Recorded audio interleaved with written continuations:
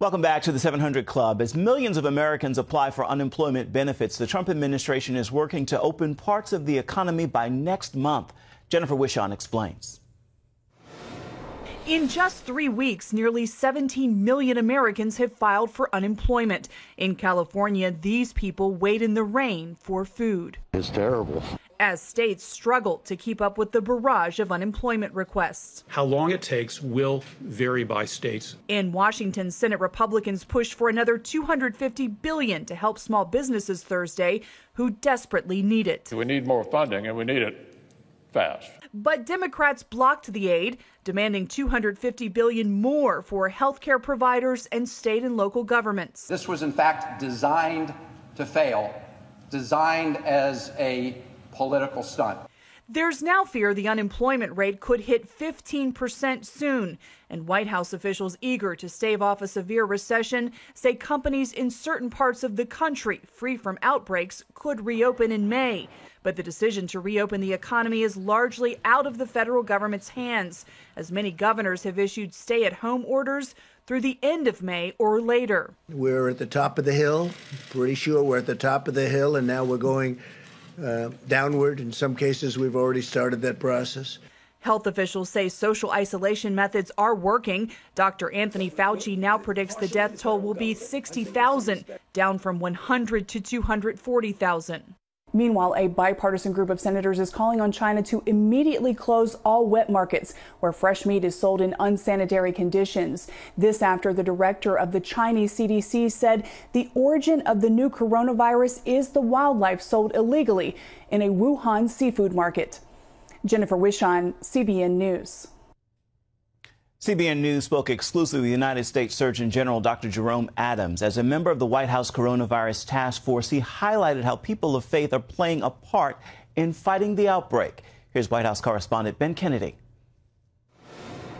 Thank you for that question, and I'm hanging in there. On CBN's Faith Nation, Dr. Jerome Adams talked about how his faith has helped guide him through this week of increased COVID-19 cases in the country's deadliest day yet. I don't think it's a coincidence that this is happening at this time.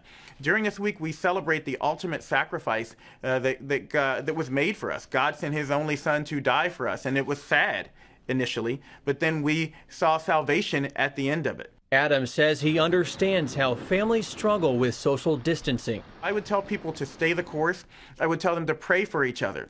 I would tell them to look out for their neighbors. Social distancing doesn't have to mean social disengagement. Adams continues to work around the clock with the Coronavirus Task Force, trying to contain the pandemic and even preparing for a possible second outbreak. China has warned of a resurgence of the virus.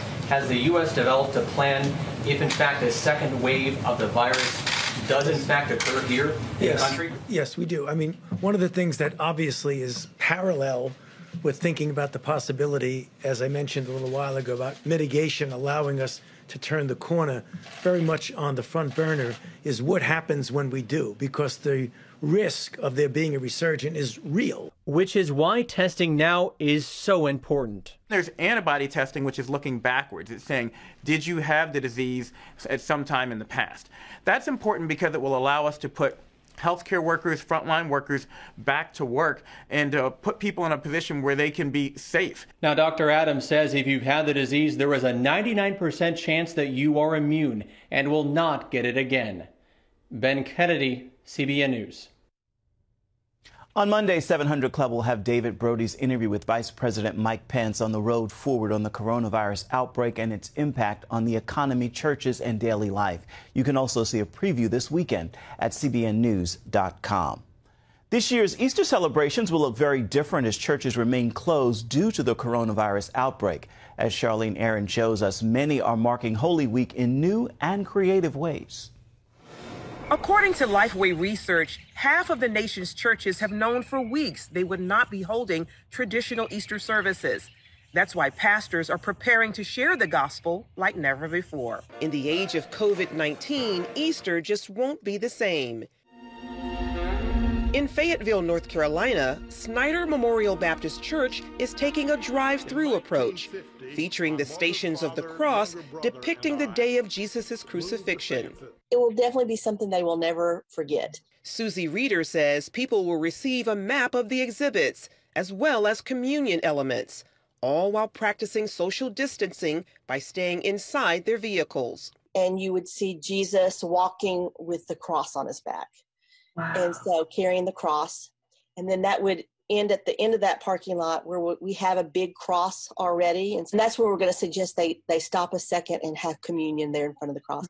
Tate Springs Baptist Church in Arlington, Texas, is putting on a virtual Easter egg hunt using the 3D Minecraft video game. A lot of kids play that, and it's a game my kids played when they were younger. So I was familiar with it, and I thought, man, we could get kids together in there and do all kinds of things, including an Easter egg hunt. Churches are also using Holy Week as a time to serve their communities.